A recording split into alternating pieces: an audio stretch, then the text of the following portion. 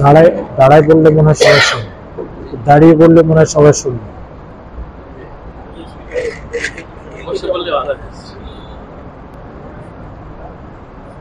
এটা এটা পিছনে দিয়ে, হ্যাঁ মাঝখানে দিয়ে।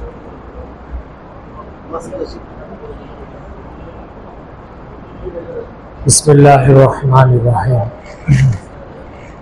আলহামদুলিল্লাহি কাফা ওয়া সালামুন আলা ইবাদিহিল্লাযিনা ইসতাফা, আম্মা বা'দ। قال الله تبارك وتعالى في كتابه المبين هو الذي يصوركم في الأرحام كيف يشاء وقال تعالى في كتابه المبين خالق كل شيء فاعبدوه صدق الله مولانا العظيم। ভাই, আল্লাহ তাআলার বড় মেহেরবানি যে আল্লাহ তাআলা দুনিয়াকে যে উদ্দেশ্যে সৃষ্টি করেছেন, যে উদ্দেশ্যে যাবৎকাল দুনিয়াকে টিকিয়ে রেখেছেন, যে উদ্দেশ্যে দুনিয়াকে এখনো ধ্বংস না করে অব্যাহত রেখেছেন, যে উদ্দেশ্যে কিয়ামত পর্যন্ত আল্লাহ পাক এই দুনিয়াকে জারি রাখবেন, সেই উদ্দেশ্য হচ্ছে একমাত্র তার দিন, একমাত্র তার দিন। এই কথা আমি বুঝি আর না বুঝি, আমার বোধগম্য হোক বা না হোক, আল্লাহ তাআলা আমাদের স্রষ্টা, তিনি বলেছেন এই দুনিয়াকে আমি দিনের জন্য টিকিয়ে রেখেছি।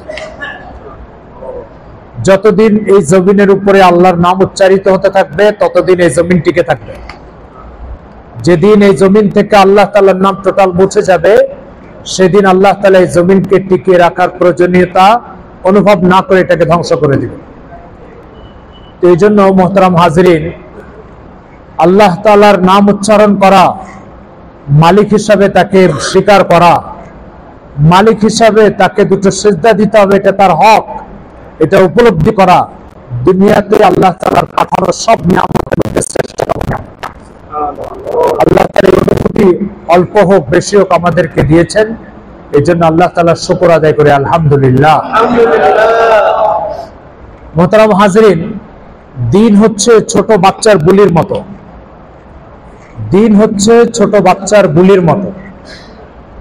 ইমাম গাজালি রহমতুল্লাহ বলেছেন, দিন ছোট বাচ্চার বুলির মতো। ছোট বাচ্চা যখন 1.5 বছর 2 বছর বয়স হয়, তো মাও তাকে শেখায়, বাবা বাবা বলো, দাদা দাদা বলো, ঠিক আছে, মা বলো, এইভাবে এক এক শব্দ শেখায়। কিন্তু এই ছোট বাচ্চা বুঝে না বাবা কে হয়, মা কে হয়, কাকে মা বলতে হয়, কাকে দাদা বলতে হয়, এগুলো কিচ্ছু বুঝে না। তো এই বাচ্চাটা যখন 15 বছর 20 বছর 25 বছর বয়স হয়, তখন সে বুঝে যায় যে আমার মা আমাকে যেটা বলেছিল ঠিক বলেছিল, আমার বাবাকে বাবা বলাইছে, আমার মাকে মা বলাইছে। দিন হচ্ছে এই বাচ্চার বুলির মতো, যে কোরআন ও সুন্নাহ, মহান আল্লাহ তাআলা কোরআনে এবং আল্লাহ রাসূল সুন্নাতে আমাদেরকে যা বলতে বলেছে, যা বিশ্বাস করতে বলছে, যা অন্তরে ধারণ করে চলতে বলেছে, যা প্রচার করতে বলেছে, এগুলো আমরা যদি ছোট বাচ্চার মতো বলতে থাকি, ধারণ করতে থাকি আর প্রচার করতে থাকি, ওই বাচ্চা যখন 20 বছর বয়সে বুঝে গেছে আমাকে যা যা ছোটবেলায় শিখাইছে সব ঠিক শিখাইছে, তো ঠিক আমরাও মওতের পরে বুঝবো আল্লাহ তার রাসূল আমাদেরকে যা শিখাইছে সব ঠিক শিখাইছে। এই জন্য মোহতারাম হাজিরিন, দিন হচ্ছে বাচ্চার বুলির মতো। বাচ্চা যদি যখন এটা শিখাইছে, তখন যদি পণ্ডিতি করতে যায়, কি পণ্ডিতি, তুমি এই লোকটাকে বাবা বলো, মা শিখাচ্ছে, তো বাচ্চা বলছে কেন আমি তাকে বাবা বলবো, তুমি এই লোকটাকে চাচা বলো, কেন আমি তাকে চাচা বলবো।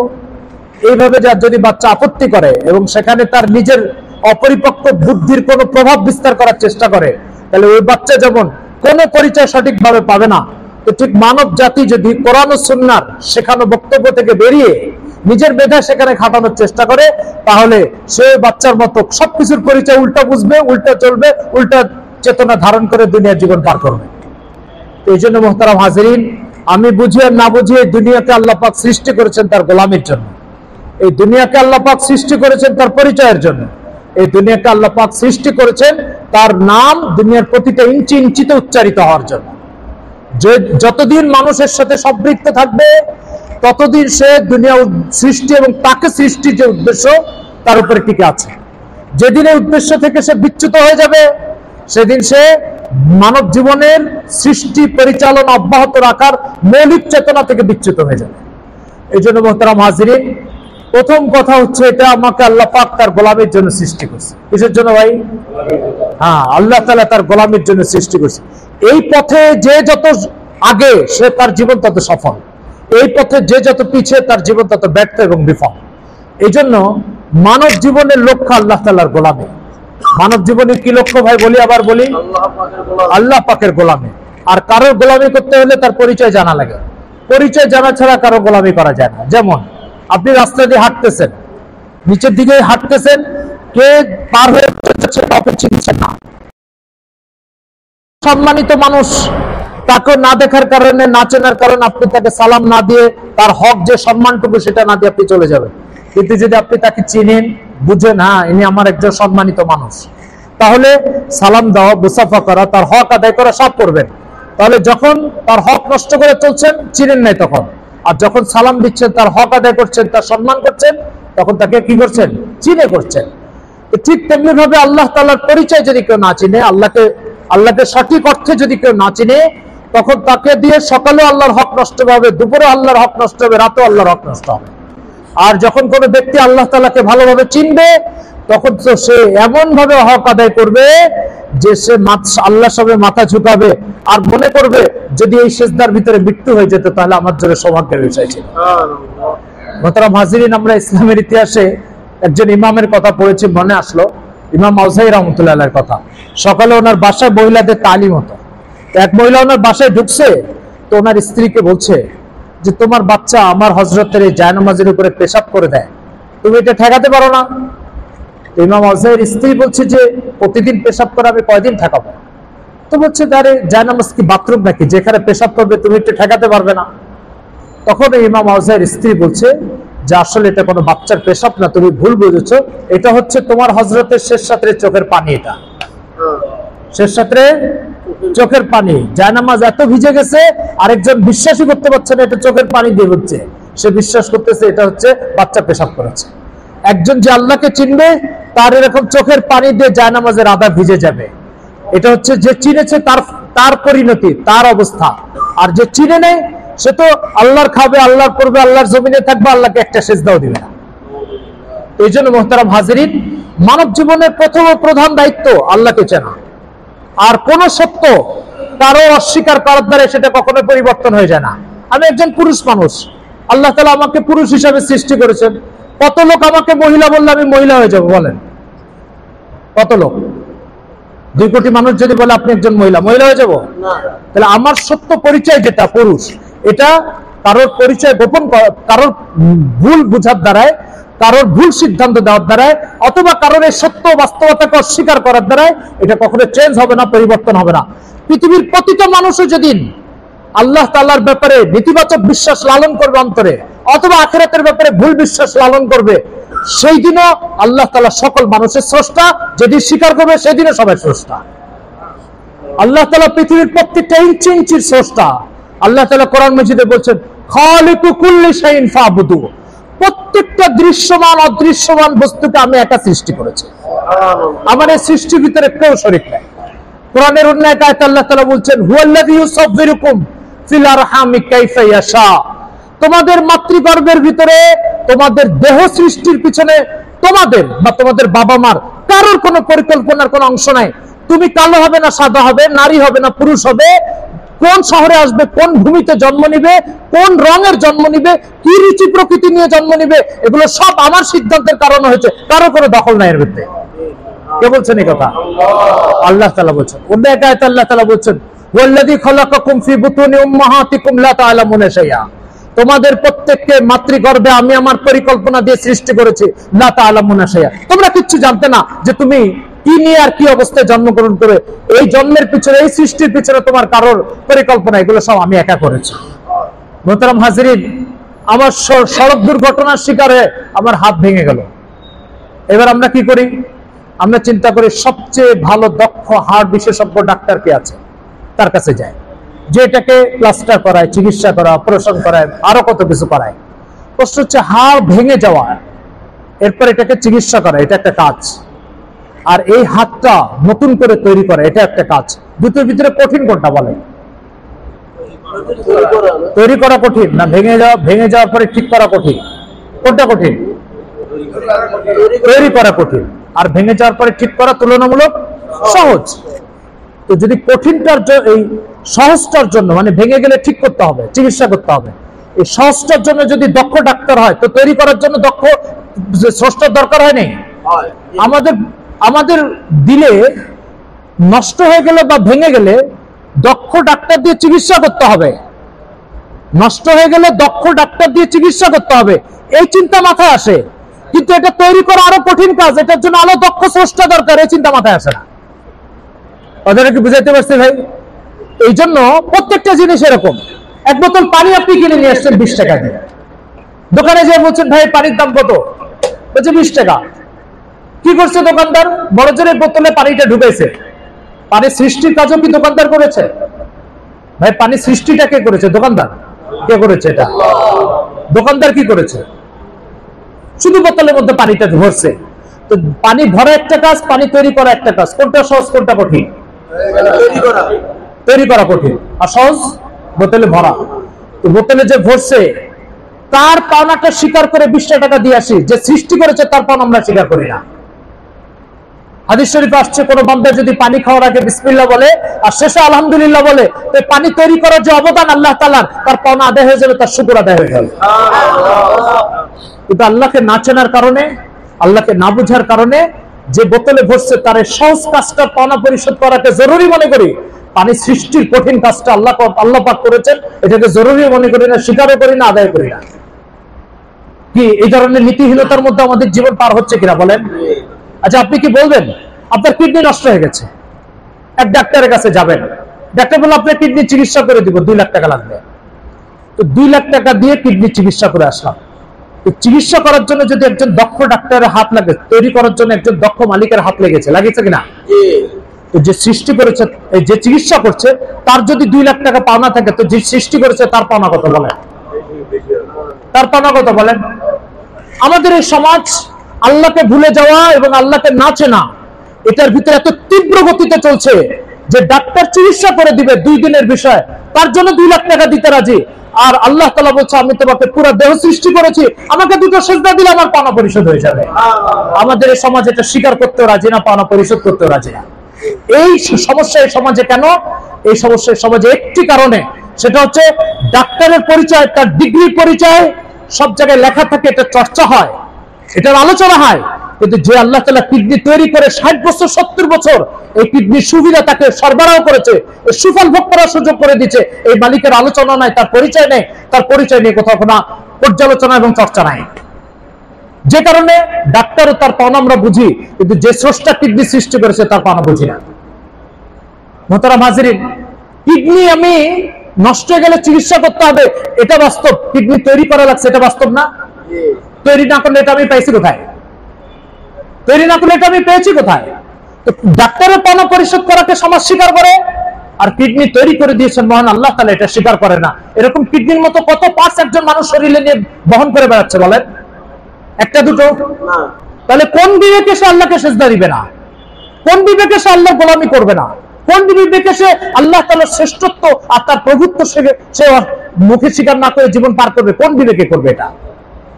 এই জন্য মুহতারাম হাজিরিন, দাওয়াত ও তাবলীগের মেহনত হচ্ছে এটা, যে তোমাকে ডাক্তার তৈরি করছে, ডাক্তার চিকিৎসা করছে, তার পাওনা যেমন পরিশোধ করো, তোমাকে এক মালিক সৃষ্টি করে 80 বছর চলার সুযোগ করে দিয়েছে, এই মালিকের পাওনা পরিশোধ করো। দুই দিন আপনি একটা 5 স্টার হোটেলে থাকেন, 5 স্টার হোটেল আর আপনার খানা পিনা সব ধরনের সেবা সরবরাহ করেছে। 2 দিন পরে বের হয়ে যাওয়ার সময় এই হোটেলের মালিককে $200 দিয়ে যেতে হবে। এটা কি কাউকে শিখাই দিতে হবে? না আমি আমার বিবেক থেকে বুঝি? বিবেক থেকে বুঝি শিখাই দিতে হবে কাউকে? যদি কাউকে এটা শিখানো না লাগে, তাহলে এই জমিনে আলো বাতাস অক্সিজেন 24 ঘন্টা আপনি ব্যবহার করে 80 বছরের জীবন পার করে চলে যাচ্ছেন, এই মালিকের কোনো পাওনা পরিশোধ করে যেতে হবে, এটা কাউকে শিখাতে হবে কেন? এটা কেন আমি বুঝি না। এই একটা ফ্যান আপনি 2 দিন চালান, সরকারকে বিল দিতে হবে। এই লাইটটা 2 দিন চালান, সরকারকে বিল দিতে হবে। পৃথিবীর শুরু থেকে শেষ পর্যন্ত মানব জাতির বিদ্যুতের প্রয়োজন পূরণের জন্য আল্লাহ পাক অত সিস্টেমে প্রতি বছর ধরে সূর্য চালু করে রেখেছেন। প্রশ্ন হচ্ছে, একটা বাতি জ্বালালে যদি এটার বিল দেওয়া লাগে, এই মালিকের সূর্য চালু করে রেখেছে, তার কোনো হক নাই? অবশ্যই। মানুষ এটা স্বীকার করে না, আর যখন স্বীকার করে তখন আদায় করবে না। আর এইভাবে আল্লাহ তাআলার সাথে বেঈমানির মধ্যে দিয়ে অধিকাংশ মানুষের জীবন পার হচ্ছে। অধিকাংশ মানুষের জীবন পার হচ্ছে। ভাই একটা বাতি জ্বালাইছেন, একটা বিল দিতে, ওকে দিয়ে দিব। সূর্য তো আল্লাহ সৃষ্টি করে আপনার প্রয়োজন পূর্ণ করেছে, এই মালিককে টাকা দিতে হবে না, দুটো সেজদা দেন। না আমি পারবো না, না আমি পারবো না। তাহলে ছোট নিয়ামত ভোগ করে নিয়ামত সরবরাহকারীর সাথে ইমানদারির আচরণ করছে, বড় নিয়ামত ভোগ করে সেই মালিকের সাথে বেঈমানি করে জীবন পার করছে। এই ধরনের মানুষের সঙ্গে সমাজে কত, একজন দুইজন, অনেক। কেন অনেক? অনেক এই মালিকের আলোচনা নাই, এই মালিকের পরিচয়ের কথা পৌঁছানো হচ্ছে না, বলা হচ্ছে না, শেখানো হচ্ছে না। আর যখন শেখানো হচ্ছে না, তখন সবচেয়ে বড় আনুগত্য যে মালিকের দরকার ছিল, সেই মালিকের সাথে বেঈমানি এখন সবচেয়ে সহজ হয়ে গেছে, সবচেয়ে সহজ হয়ে গেছে। আর কোন জিনিসের চর্চা না থাকলে সেই জিনিস যত গুরুত্বপূর্ণ হোক না কারণ মানুষ তার জীবন থেকে সেটা মুছে ফেলায়, মানুষ তার সেটাকে জীবন থেকে মুছে ফেলায়। যেমন আমি আপনাকে বলি, একটা বাচ্চা মাতৃগর্ভে ছিল, বাবা বিদেশ চলে গেছে, 10 বছর পরে বাবা আসছে। বাবা এসে বাচ্চাকে কোলে নিয়ে বলছে, আমাকে বাবা বলো। বলছে না, আপনি চাচা। বলে কেন? বলছে ওই বাচ্চার আরো যে চাস্তো ভাইটা আছে, এদের সাথে মিশতে মিশতে ওই চাস্তো ভাইরা এই বাবাকে বিদেশ থেকে চাচা বলতো, এও এখন ছেলে এখন চাস্তো ভাইদের মতো চাচা বলা শুরু করছে। আর ওই বাচ্চারা তাদের বাবাকে বাবা বলে, এও এখন চাচাকে বাবা বলে চাস্তো ভাইয়ের সাথে মিশতে মিশতে। এই ঘটনা আমার চোখে দেখা। তাহলে বাবার নামও মানুষ ভুলে যায় চর্চার অভাবে, বাবার নামও মানুষ ভুলে যায় পরিবেশের অভাবে। তাহলে স্রষ্টা মহান আল্লাহ তাআলার পরিচয় আরো আগে ভুলতে পারে, কারণ বাবার সাথে 10 বছর পর একদিন দেখা হয়েছে, দুনিয়াতে তো আল্লাহর সাথে দেখা হবে না।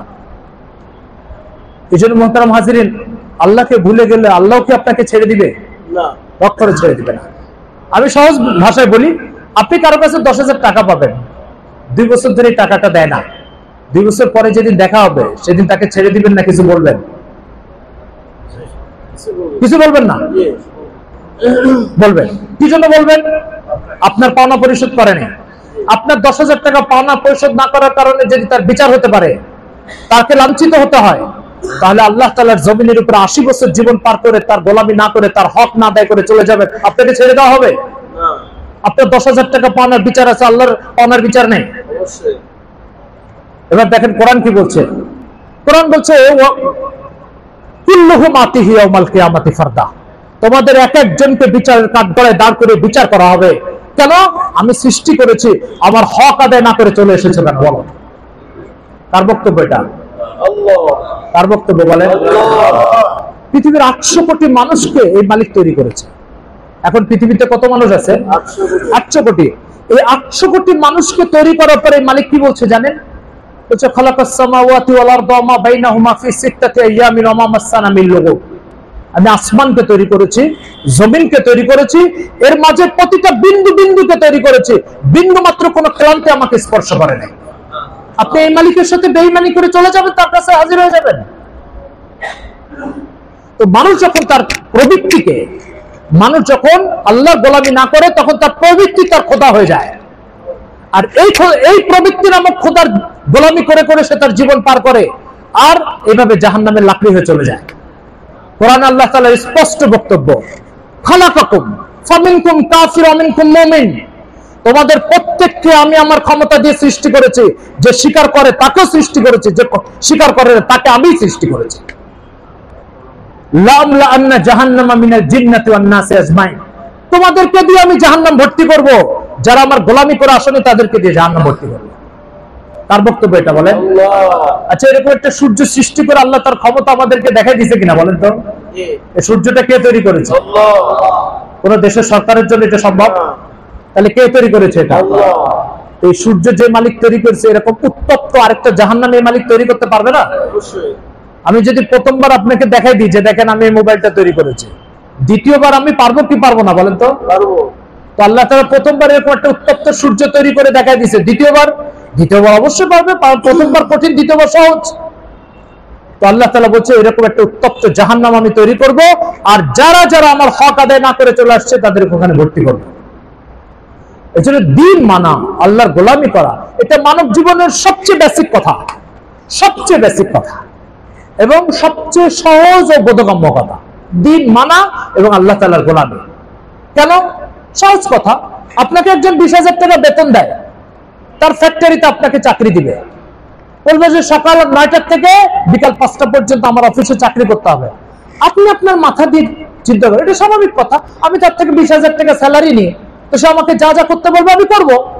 সে যে পোশাক পরে এসে অফিসে ঢুকতে বলবে সেই পোশাক আমি পরতে বাধ্য। সে যখন আমাকে লাঞ্চ করতে বলবে তখন আমি করতে বাধ্য। এই সব আদেশ নিষেধ আপনার উপরে চাপিয়ে দিচ্ছে কিসের জোরে বলেন? কিসের জোরে? 20,000 টাকার জোরে। 20,000 টাকা দিয়ে যদি আপনাকে সারাদিন গোলাম বানায় রাখা যায়, আপনার মাথার থেকে পা পর্যন্ত এই পুরো দেহটার দাম 20,000 টাকার মতো না তার চেয়ে বেশি? কত বেশি বলেন?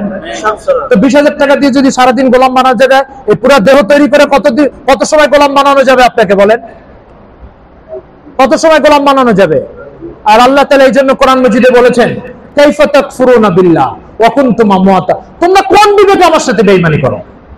তোমরা বেঈমানি করো কোন বিবেকে? তোমাদের বেঈমানি করার বিবেকটা আসে কোথা থেকে? ওয়া কুনতুম আমওয়াতা, তোমরা এক ফোঁটা নাপাক পানি ছিলে। ফাহিয়াকুম, এখান থেকে 3.5 দেহ তোমাদেরকে আমি দান করেছি। সুম্মা ইউহয়িকুম সুম্মা ইউমীতুকুম, এরপর আবার মৃত্যু দিব। সুম্মা ইউহয়িকুম, আবার কবর থেকে উঠাবো। আর মনে করছে কবর থেকে উঠানো আবার বিচারের জন্য এটা কঠিন। মা খালকুকুম ওয়ালা বা'সুকুম ইল্লা কানাফসিন ওয়াহিদা, পৃথিবীর শুরু থেকে শেষ পর্যন্ত প্রত্যেকটা মানুষকে কবর থেকে উঠে বিচারের কাঠগড়ায় দাঁড় করানো আমার জন্য এরকমই সহজ, একটা মানুষকে তৈরি করা যেমন সহজ। কে বলেছেন এই কথা? আল্লাহ তাআলা বলেছেন। মুহতারাম হাজিরিন, আল্লাহর এই পরিচয়গুলো আমাদের জানা নেই, আর না জানার কারণে এত বড় মালিকের সাথে বেঈমানি করা সহজ হয়ে গেছে, আর 20,000 টাকা স্যালারি দেয় তার সাথে বেঈমানি করা কঠিন হয়ে গেছে। এই জন্য একটা বড় সমস্যা হচ্ছে যে আল্লাহর পরিচয়ের চর্চা নাই আমাদের সমাজে। আমাদের চা খাওয়ার আড্ডা, তো সেখানে আল্লাহকে ভুলে যাওয়ার চর্চা, অফিসে আল্লাহকে ভুলে যাওয়ার চর্চা। কে কত বেশি এই স্রষ্টাকে ভুলতে পারে, কে কত বেশি এই স্রষ্টার থেকে দূরে সরতে পারে, কে কত বেশি এই স্রষ্টার হাত নষ্ট করতে পারে, এগুলোর চর্চা আমাদের সর্বত্র।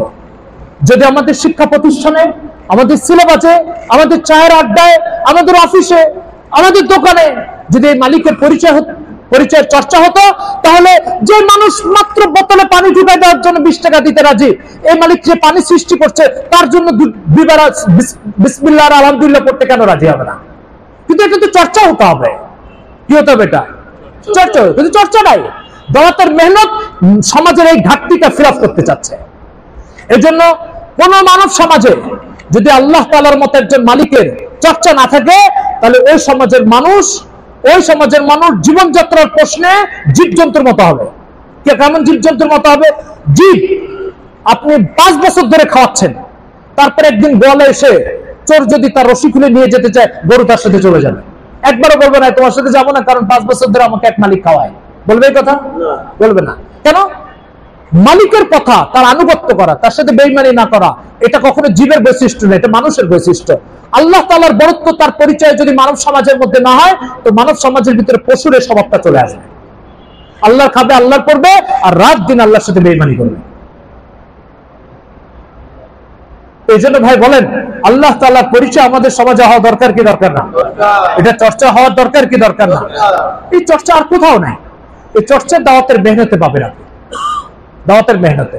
এই জন্য এই মেহনতকে মানব জীবনকে পশুত্ব থেকে রক্ষা করে মানবীয় গুণাবলী মানুষের জীবনে সেট করার জন্য এই মেহনতের চর্চা সমাজে চালু হতে হবে।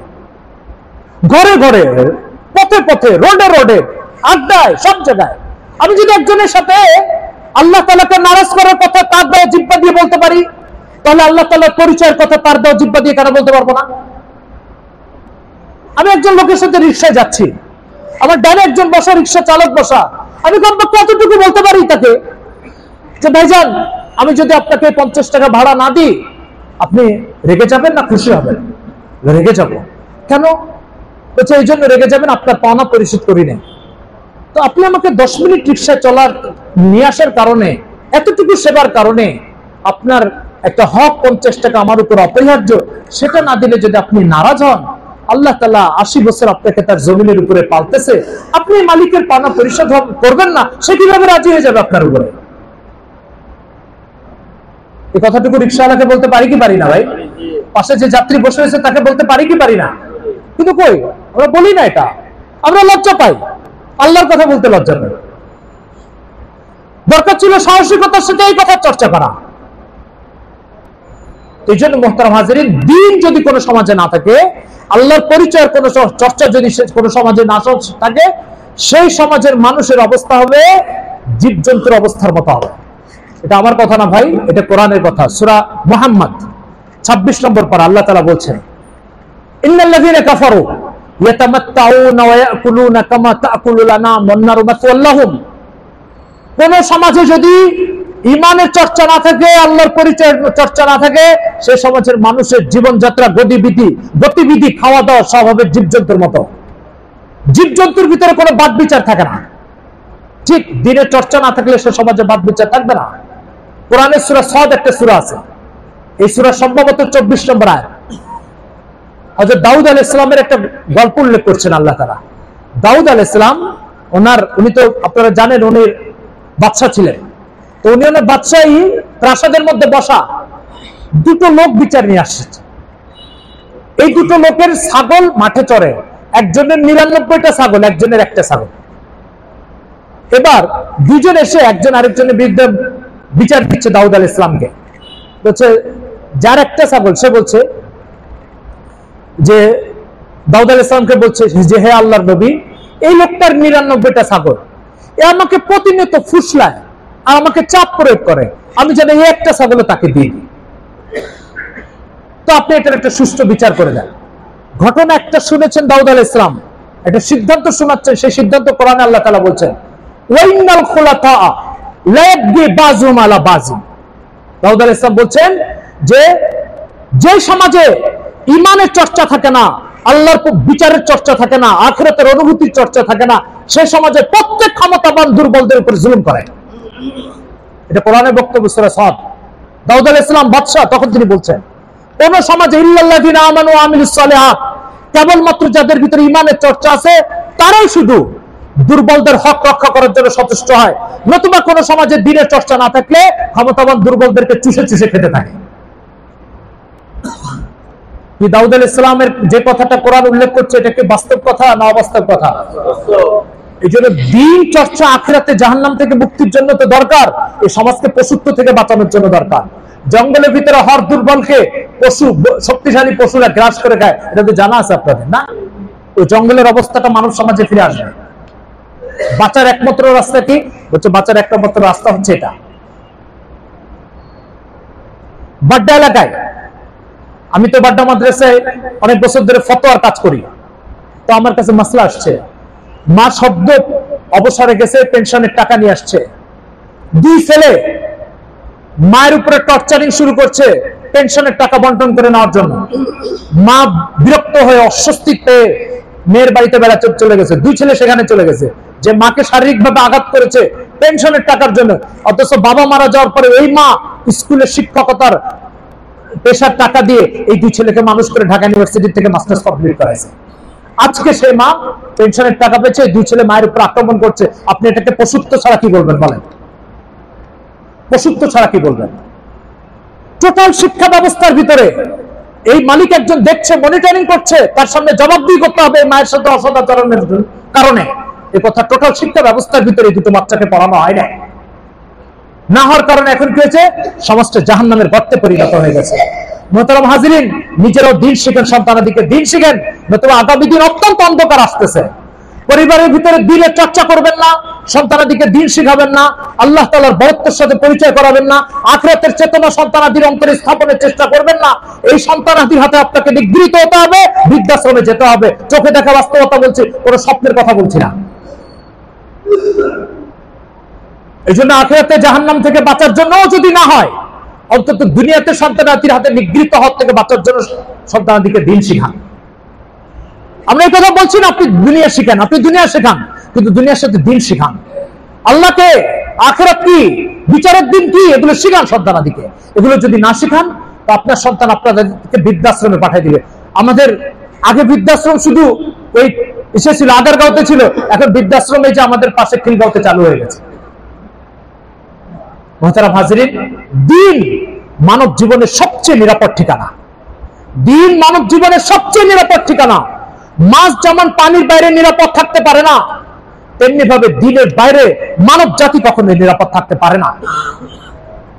রাসূলুল্লাহ সাল্লাল্লাহু আলাইহি ওয়াসাল্লাম স্পষ্ট বলেছেন, স্পষ্ট যখন তিনি মক্কা বিজয় করে মক্কাকে নিজের হাতের মধ্যে নিয়েছেন, প্রথম ভাষণের দিন দাঁড়িয়ে বলছে, ওয়াইন্না যাইনাতা লা তারহালু মিনাল মাদিনাতি ইলাল ইয়ামান লা তাখাফু আহাদান ইল্লাল্লাহ।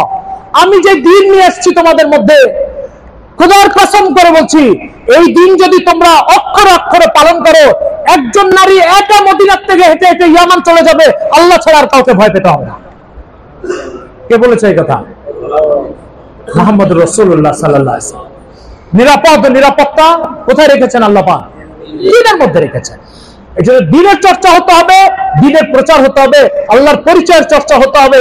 আমার স্রষ্টা কে, আমার স্রষ্টা কে, এই কথা যদি আমি আমার সন্তানাদিকে না শিখাই, আমার সন্তানাদি শয়তানের গোলামির মধ্যে দিয়ে জীবন পার করবে, শয়তানের গোলামির মধ্যে দিয়ে জীবন পার করবে। এর জন্য আমাকেও ভোগান্তি পোহাতে হবে, আমার সন্তানকে ভোগাতে হবে। মুহতারাম হাজিরিন, মানব জীবনকে বিপদমুক্ত করার জন্য যদি দ্বীনের বাইরে আর কোনো ব্যবস্থা থাকতো, আদম আলাইহিস সালাম থেকে মুহাম্মদ সাল্লাল্লাহু আলাইহি ওয়াসাল্লাম প্রত্যেককে দিয়ে আল্লাহ তাআলা ওই জিনিসের চর্চা করাতেন। কিন্তু মানব জীবনের এটা একটা শিকল, পৃথিবীর শুরু থেকে এই পর্যন্ত পৃথিবীর যে বয়স চলে আসছে, এর ভিতরে নবীদের আগমনটা একটা শিকলের মতো। আদম আলাইহিস সালাম আরেক শিকল, নূহ আলাইহিস সালাম আরেক শিকল, শীশ আলাইহিস সালাম, এভাবে শিকল আস্তে আস্তে মুহাম্মদ সাল্লাল্লাহু আলাইহি ওয়াসাল্লাম। এই শিকলগুলোর সাথে যারা লেগে আছে এরা জান্নাতের যাত্রী, আর এর বাইরে যারা আছে এরা সব জাহান্নামের যাত্রী। আপনাকে এখন তালাশ করে দেখতে হবে নবীদের এই শিকলের সাথে আপনি যুক্ত কিনা, নবীদের এই শিকলের সাথে আপনি যুক্ত কিনা। কোরআন মাজিদে আল্লাহ তাআলা এক জায়গায় বলছেন, ইজউরিজু আলান নার ফাকালা আলাইসা হাযা বিল হক ক্বালু বালা। আমি কিয়ামতের দিন জাহান্নামীদেরকে জাহান্নামের গেটের মধ্যে হাজির করব, হাজির করে বলবো, এই জাহান্নামের বার্তা দেওয়ার জন্য আমি আদম আলাইহিস সালাম থেকে নিয়ে মুহাম্মদ পর্যন্ত লক্ষ লক্ষ নবীকে পাঠিয়েছি। এই সবাই এসে তোমার কানে এই কথা বলে গেছে যে আল্লাহর গোলামি না করলে তাকে জাহান্নামে যেতে হবে। তুমি কেন এই নবীদের কথা মানো নাই? তোমার প্রবৃত্তির মিথ্যা কথাকে সত্য মনে করেছো, আর আমার সত্যবাদী নবীদেরকে মিথ্যুক মনে করেছো। আমি আজকে জাহান্নামের মধ্যে নিক্ষেপ করে তোমাকে প্রমাণ করব তোমার প্রবৃত্তি তোমাকে ধোঁকা দিয়েছে, নবীরা সত্য কথা বলেছিল। কোরআনের আয়াতে তর্জমা বললাম আপনাদের। এই জন্য মুহতারাম হাজিরিন, ধোকার মধ্যে না পড়ি। সমাজ কি বলছে, অফিস কি বলছে, বস কি বলছে, বন্ধু কি বলছে, এটার দিকে না দেখায় আমার স্রষ্টা কি বলছে এটার দিকে তাকাই। আমার স্রষ্টা কি বলছে, যে স্রষ্টা মাতৃগর্ভে আমাকে আদর করে যত্ন করে আমার অন্ধত্ব থেকে বাঁচানোর জন্য চোখ দিয়ে, প্রতিবন্ধী হওয়ার থেকে বাঁচানোর জন্য আমাকে পা দিয়ে, আমার সুস্থ বিবেক দিয়ে দয়া করে মায়া করে পূর্ণ দেহ তৈরি করে দিয়েছেন, আজকে আমি দুনিয়াতে এসে মালিকের সাথে বেঈমানি করব আর তাকে ভুলে যাব? কিভাবে সম্ভব? এত বড় অনুগ্রহশীল কোন মালিকের সাথে কি কেউ বেঈমানি করা সম্ভব? এই জন্য এই মালিকের এই দেওয়া দেহ দিয়ে আপনি বুঝেন এই মালিক প্রতারণামূলক কথা বলেন না। যা বলেন বাস্তবটাই বলেন। 20 হলে 20 বলেন, 19 হলে 19 বলেন। 20 কে 19 বানান না, 19 কে 20 বানান না। এই জন্য মুহতারাম হাজিরিন, আল্লাহর দ্বীনের চর্চা হতে হবে, আল্লাহর পরিচয়ের চর্চা হতে হবে। হতে হবে কিনা বলেন? দাওয়াতের মেহনতের উদ্দেশ্য হয়ে যে প্রতিটা ঘরে ঘরে, মোড়ে মোড়ে, প্রতিটা আড্ডায়, প্রতিটা চেয়ারে, প্রতিটা টেবিলে, সব জায়গায় আল্লাহ তাআলার পরিচয়ের চর্চা হোক। আপনারা চান কি চান না? সবাই চায় না মনে হয়? ওই জিহ্বার চেয়ে দামি জিহ্বা, যে জিহ্বা আল্লাহ পাক দিয়েছে, আসে মনে করে দামি দায়িত্ব হচ্ছে যে এই জিহ্বা যিনি দিয়েছে তার নামটা এই জিহ্বার মধ্যে চর্চা হোক। তার এর চেয়ে দামি জিহ্বার কি আছে? ওই দামি চোখের চেয়ে দামি চোখ কোনটা আছে? যে দামি চোখ লোককে খুঁজে বেড়ায় তাকে আমি আল্লাহর কথা বলবো। ওই পায়ের চেয়ে দামি পা কোনটা আছে? যে পা 2 কদম 4 কদম হাঁটে আর ভাবে কার কাছে যে আমার মহান মালিকের কথা পৌঁছাবো। ওই হাতের চেয়ে দামি হাত কে আছে? কোনটা আছে? যে দামি হাত একজনের তাদের হাত দিচ্ছে আর বলতেছে দেখো তোমাকে আল্লাহ সৃষ্টি করছে। এই জন্য মুহতারাম হাজিরিন, আমার জীবন তখনই সফল, তখনই দামি, তখনই মর্যাদাপূর্ণ জীবন যদি এই জীবন দ্বারা আল্লাহর নামের চর্চা হয়, আল্লাহর নামের দাওয়াত হয়। রাজি আছি আমরা ইনশাআল্লাহ ভাই? ইনশাআল্লাহ। কিন্তু আমরা সমাজ দ্বারা ব্যাপকভাবে প্রভাবান্বিত হই, কিন্তু ইমানদার কখনো পরিবেশ দ্বারা প্রভাবান্বিত হবে না। যে আমাকে আল্লাহকে ভুলানোর কথা বলছে,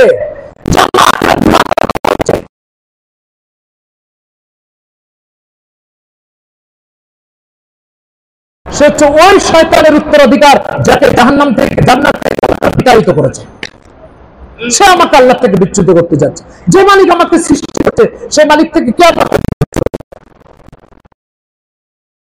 ভাই আল্লাহর গোলামি করি, আল্লাহর নামের চর্চা করি, আল্লাহর নাম মানুষের কাছে পৌঁছায়। আর সৃষ্টি করার ক্ষমতা রাখে না, একমাত্র ক্ষমতা কে রাখে? এই মালিককে যাতে মানুষ চিনতে পারে, তার ব্যাপারে বিভ্রান্ত না হয়, তার ব্যাপারে না হয়, এই জন্য আল্লাহ তাআলা যুগে যুগে নবী পাঠিয়েছেন। সেই নবী পাঠানোর পরেও যদি আপনি বিভ্রান্ত হন, সেই নবী পাঠানোর পরেও যদি তাকে ভুলে যান, তাহলে আল্লাহ তাআলার কাছে কিয়ামতের দিন আপনার কোনো ওজর চলবে না যে আমি তো তোমাকে সুপথে আনার জন্য মুহাম্মদকে পাঠিয়েছি, কোরআন নাজিল করেছি, মুসাকে পাঠিয়েছি, ঈসাকে পাঠিয়েছি, ইব্রাহিমকে পাঠিয়েছি, কেন তুমি বিপদগামী হলে? কি জবাব দিবেন আপনি? বাকি আল্লাহ তাআলা বলছেন দুনিয়াকে আমি পরীক্ষার জায়গা বানিয়েছি। পরীক্ষার হলের বৈশিষ্ট্য হচ্ছে যে একটা প্রশ্নের 4টা সুযোগ থাকে। বাংলাদেশের রাজধানী কি? ঢাকা। কিন্তু প্রশ্নে লেখা থাকবে খুলনা, চিটাগাং, রাজশাহী, ঢাকা। 4টা শুদ্ধ না, কোনো একটা শুদ্ধ? কয়টা শুদ্ধ ভাই? এই পৃথিবীতে শুধুমাত্র আল্লাহ তাআলার নামই শুদ্ধ, আর কিছু শুদ্ধ নাই। শুধু আল্লাহর দিন শুদ্ধ, আর কিছু শুদ্ধ নাই। বাকি যে 3টা 4টা 5টা 10টা দেখতেছেন, এগুলো সব হচ্ছে বাংলাদেশের রাজধানী কি? চিটাগাং আর খুলনা। ভাই কথা বুঝা গেছে? পরীক্ষার হলে প্রশ্নের জবাব কয়টা সুযোগ থাকে? অপশন কয়টা থাকে? সবকটা শুদ্ধ না একটা শুদ্ধ? এই জন্য আপনি খবরদার ঢাকাকে বাদ দিয়ে বাকিগুলোর উপর টিক দিয়েন না। কিন্তু ঢাকার নিচে এটাও লেখা থাকবে না, এটা সঠিক, বাকিগুলো বলে এটাও লেখা থাকবে না। আপনাকে বের করে নিতে হবে কি আলোকে? পরীক্ষার হলে আসার আগে একটা বই পড়ে আসছেন, ওই বইয়ের আলোকে আপনাকে ঠিক করে বের করতে হবে কোনটা শুদ্ধ আর কোনটা অশুদ্ধ। তো ঠিক দুনিয়াতে প্রত্যেক মানুষকে পাঠানোর সাথে সাথে আল্লাহ কোরআন পাঠিয়েছেন। এই কোরআনের ভিতরে বলেছেন এই পৃথিবীকে আমি সৃষ্টি করেছি, আমার গোলামি করো, আমাকে ভয় পেয়ে চলো, আর বাকি সবকিছুকে ভুলে যাও। কে বলেছেন এই কথা? আল্লাহ বলেছেন। তো পরীক্ষার হলে সঠিক জবাব যেন দেয়, এটার ব্যবস্থা আল্লাহ রেখেছেন না রাখেন নাই? রেখেছেন। ফলে আপনাকে ঢাকা খুঁজে বের করতে হবে 4টার মধ্যে। কথা কি বুঝা গেছে ভাই? এই জন্য মোহতারাম হাজরিন, আমার জন্য একমাত্র কাজ আল্লাহকে চেনা, তার গোলামি করা, তার নামের চর্চা করা। রাজি আছি সবাই ইনশাআল্লাহ? হ্যাঁ। তো এই মসজিদ অনেক ঐতিহ্যবাহী মসজিদ, অনেক প্রাচীন মসজিদ। এই মসজিদে যদি গাছতে লোক খুঁজে তালাশ করে বের করতে হয়, এই মসজিদে যদি তালিমে লোক খুঁজে বের করতে হয়, এই মসজিদে যদি 3 দিনের তশকিল করে লোক বের করতে হয়, তাহলে এটা এই মসজিদের ভাবমূর্তির জন্য হুমকি স্বরূপ। কি বলেন, ঠিক কিনা? এই জন্য এই মসজিদে এই যে এতগুলো সাথী বসছে, এই সাথীরা যদি বেশি না লাগাতার 1 মাস খুশুসি তশকিল করার মেহনত করে, এই এলাকায় কোনো বেনামাজি থাকতেই পারে না, থাকতেই পারে না।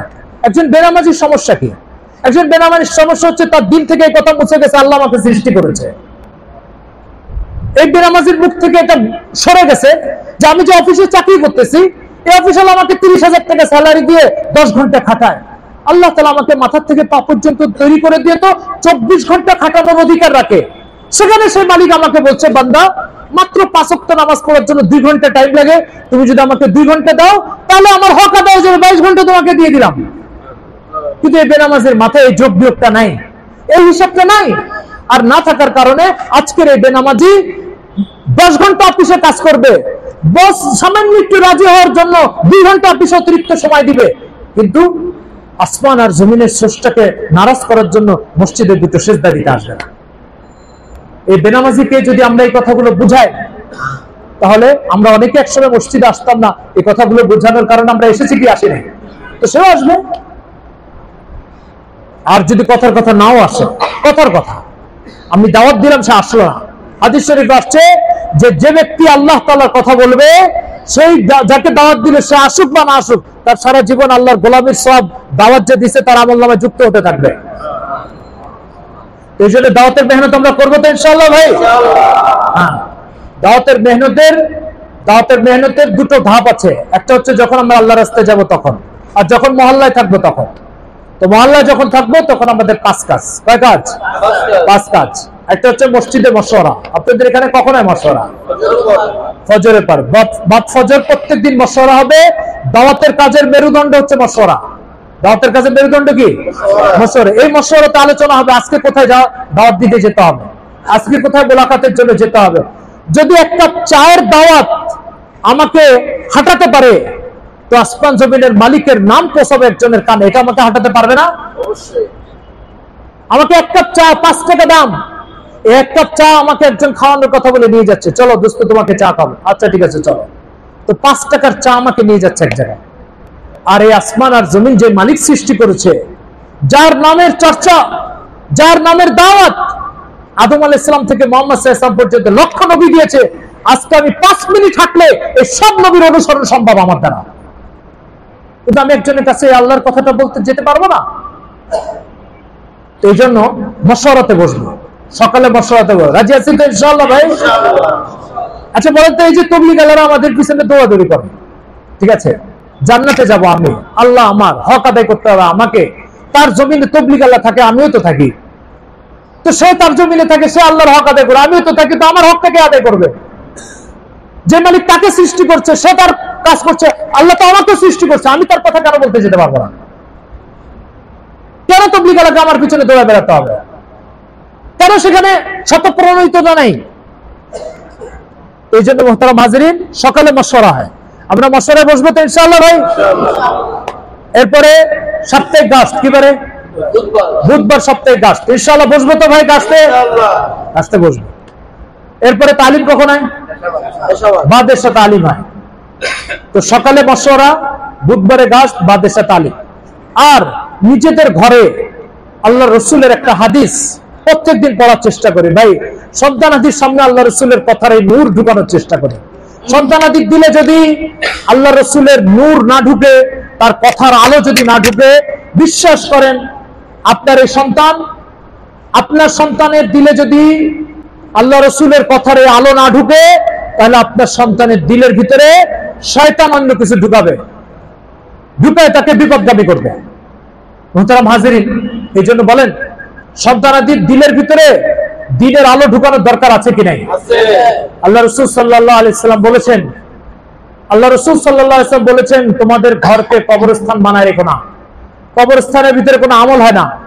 এই জন্য এরকম আমল শূন্য কবরস্থান বানাতে আল্লাহ রসুল নিষেধ করেছেন। ফলে আমার ঘরের ভিতরে সন্তানাদির সামনে দিনের আলোর চর্চা হতে হবে। আমরা মসজিদে জুমার নামাজ পড়ায় বের হই, তো মুসল্লিরা এসে হুজুর দোয়া করবেন। কি সমস্যা ভাই? বলছে ছেলেটা আজকে আমার কলার ধরছে। কি জন্য ভাই? বলছে হুজুর আইফোন কিনে দিতে কইছে, তো আইফোন কিনে দিন। এই জন্য আমাদের চোখে দেখা ঘটনা, সন্তান কেন আপনার কলার ধরবে? আপনি বুঝাতে পারেন নাই যে আল্লাহ পাক আপনার ইজ্জত সম্মান রক্ষা করার জন্য এই সন্তানের উপরে কি কি আদেশ ফরজ করেছেন। আপনি এটা বুঝাতে পারেন নাই, আপনি আপনার ঘরে এগুলো চর্চা করেন নাই।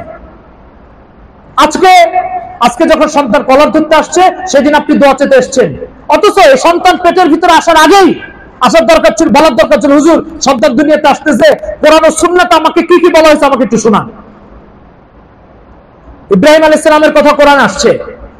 ইসমাইল যখন তার মায়ের গর্ভে, ইব্রাহিম আলাইহিস সালাম দোয়া করছে, রব্বি হাবলি মিনাস সালিহিন, হে আল্লাহ আপনি তো আমাকে একটা সন্তান দিচ্ছেন, তবে আমি সন্তান চাই, তো নেক সন্তান চাই।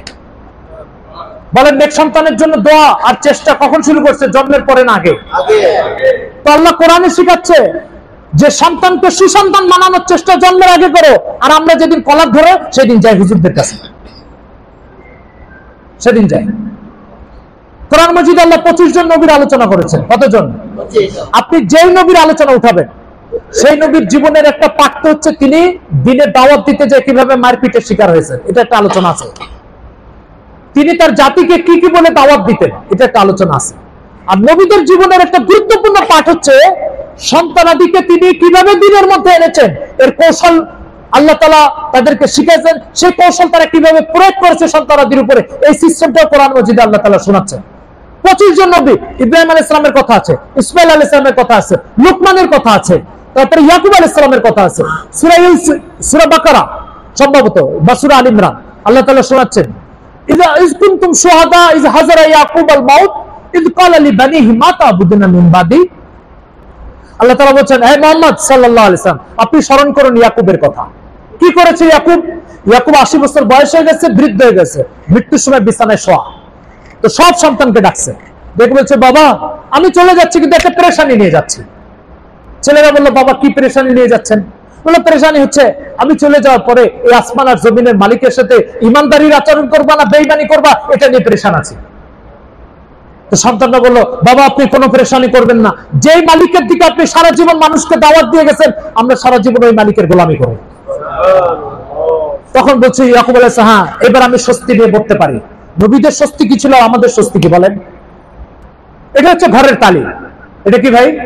ঘরের তালিম। আমি আমার সন্তানকে শিখাবো, বাবা তুমি যে আপেলটা খাচ্ছ, এই আপেলটা কিন্তু আমি তৈরি করতে পারবো না, তুমিও পারবে না। কেন? এই আপেল তৈরি করতে হলে জমিন তৈরি করা লাগবে, জমিন তৈরি করার ক্ষমতা তোমারও না আমারও না।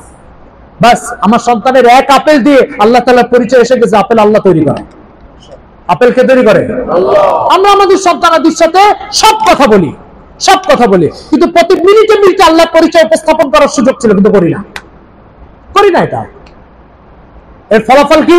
এর ফলাফল হচ্ছে আমাদের কানে কথা শুনতে, হুজুর ছেলে হুন্ডা কিনে দিতে বলছে তো কিনে দিই না বলে আবার ওর মাকে আজকে আঘাত করেছে, অপমান করেছে, লাঞ্ছিত করেছে। এসব খবর আমাদের কানে আসে। মুসলিমরা দোয়া চেতে আসে, সন্তানরা দিচ্ছে। বেয়াদব হয়ে যাওয়ার পরে কবে? বেয়াদব হয়ে যাওয়ার পরে। আপনি আল্লাহ রসুলের হাদিস আপনার ঘরে চালু করে দেন, দ্বীনের কথা চালু করে দেন, আল্লাহর পরিচয় চালু করে দেন, আপনার সন্তান আদি তো বেয়াদবি থেকে বাঁচবে, সে আরেক বেয়াদবরে ঠিক করে ফেলবে। কথা বুঝাতে পারছি ভাই? রাজি আছে ইনশাআল্লাহ? ঘরে তালিম করবো তো ইনশাআল্লাহ? কে কে ঘরে তালিম করবে দেখে হাত উঁচু করে। আল্লাহ তাআলা সবাইকে আমল করার তৌফিক দান করুন। আমি আপনাদেরকে পরিষ্কার বলি, আজ থেকে 20 বছর আগে আমাদের স্কুল কলেজের সিলেবাসে চরিত্রহীনতাকে পরিকল্পিতভাবে শেখানো হতো না, বেদিনী বদ্দিনীকে পরিকল্পিতভাবে চর্চা করা হতো না। প্রত্যেক স্কুল কলেজে 2-1 শিক্ষক পাওয়া যেত যারা নীতি নৈতিকতার অধিকারী এবং আদর্শবান, কিন্তু আমাদের সিলেবাস গুলোতে আজকে পরিকল্পিতভাবে আমাদের সন্তানাদিদেরকে বেদিন বদ্দিনের পরিকল্পিতভাবে ব্যবস্থা করা হচ্ছে। এর এগেইনস্টে আপনি যদি ঘরে কোনো দিন শেখার ব্যবস্থা চালু না রাখেন, আপনার সন্তান ভেসে চলে যাবে। আপনি দুনিয়াতে লাঞ্ছিত হবেন, আখিরাতে তো আছেই। এই জন্য অবশ্যই আমাদের সিলেবাস পশ্চিমা দুনিয়ার নোংরামি যাতে আপনার সন্তানের ভিতরে না ঢুকাতে পারে, যৌন শৃঙ্খলতা যাতে না ঢুকাতে পারে, পশুত্ব যাতে না ঢুকাতে পারে, মনুষ্যত্ব যাতে তার ভিতরে স্থাপিত হয়, অবশ্যই ঘরে আপনাকে দিনের চর্চা জারি রাখতে হবে। চোখে দেখা বাস্তবতার কথা বলছি। যদি এটা চোখে দেখার বুঝতে চান, তাহলে আমাদের সাথে একদিন মাদ্রাসায় এসে 2-4 ঘন্টা টাইম দেন। এক অভিভাবক এসে তার সন্তানাদির জন্য কিভাবে চোখের পানি ঝরাচ্ছে এই দৃশ্য দেখে যান। কোন স্বপ্নের কথা বলছি না, ধারণা প্রসূত কথা বলছি না। বাবারা এসে যে সমস্ত কথাবার্তা আমাদেরকে শোনায়, সেগুলো আপনাদেরকে শোনাচ্ছে। এই জন্য মুহতারাম হাজিরিন, আমাদের প্রত্যেকের সন্তানাদি, যারা যুবক সন্তানাদি আছে, এদেরকে চিল্লায় পাঠায় যদি এদেরকে দিন না শেখান, এর হাত থেকে আপনিও বাঁচতে পারবেন না, আপনার পরিবারও বাঁচতে পারবে না।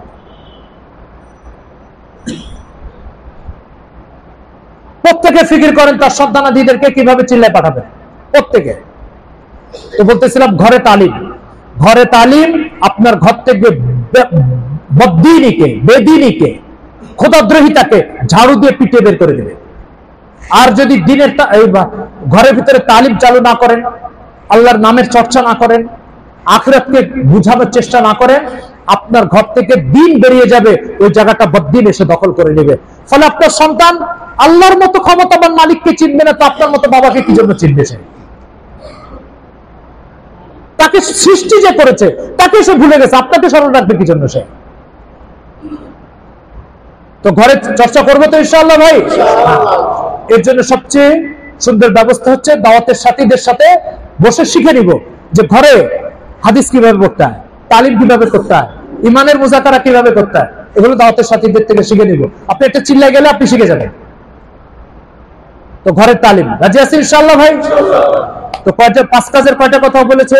1 নম্বর বলেছে সকালে মশওয়ারা, 2 নম্বর বলেছে ভাই কি বলেছি? বুধবারে গাছ। 3 নম্বর কি বলেছি ভাই? সবাই বলতেছেন না। 3 নম্বর কি বলেছি? তালিম, মাদ্রাসা তালিম। 4 নম্বর কি বলেছি? হ্যাঁ, ঘরে তালিম। ইসমাইল আলাইহিস সালামের কথা মনে পড়ছে, কোরআন শোনাচ্ছে আল্লাহু আকবার, ওয়া কানা ইয়ামুরু আহলাহু বিসসালাত। ইসমাইল তার ঘরের ভিতরে তার পরিবারের সদস্যদেরকে নামাজের তালিম দিত। কে বলছেন এই কথা? ইসমাইলের গল্প আল্লাহ শোনাচ্ছেন। গল্প শোনানোর জন্য না, আমল করার জন্য। কোরআন গল্পের কিতাব নাই। কোরআন গল্প শোনানোর জন্য কখনো গল্প বলে না। কোরআন প্রত্যেকটা গল্প বলে মানব জাতিকে কিছু শিক্ষা দেওয়ার জন্য। এই যে দাউদ আলাইহিস সালামের গল্প বললাম না, যে 2 লোক বিচার নিয়ে আসছে, কোরআন এই গল্প শুনাইছে কেন? কোরআন শুনাইছে যে কোনো সমাজের ভিতরে ঈমান আর আমলের চর্চা যদি না হয়, সেই সমাজটা জঙ্গলে পরিণত হবে, প্রত্যেক দুর্বলের রক্ত শক্তিশালী চুষে চুষে খেতে থাকবে।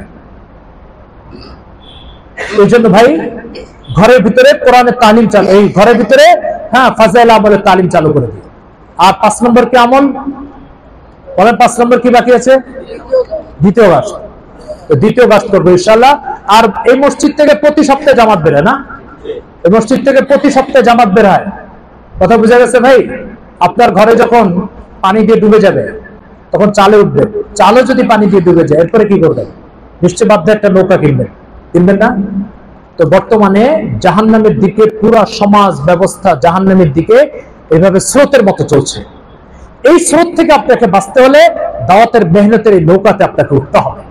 আর তো ন্যূনতম যতটুকু ঈমান আমলের পুঁজি নিয়ে কবরে গেলে আপনি জাহান্নাম থেকে রেহাই পাবেন, অতটুকু নিয়ে যাওয়া আপনার জন্য মুশকিল হবে, অতটুকু নিয়ে যাওয়া মুশকিল হবে আপনার জন্য। ইচ্ছা করলেও আপনি দিনের উপরে টিকে থাকতে পারবেন না যদি এই মেহনতের সাথে সম্পৃক্ত না হন। এই জন্য আমরা সবাই রাজি আছি না ইনশাআল্লাহ ভাই?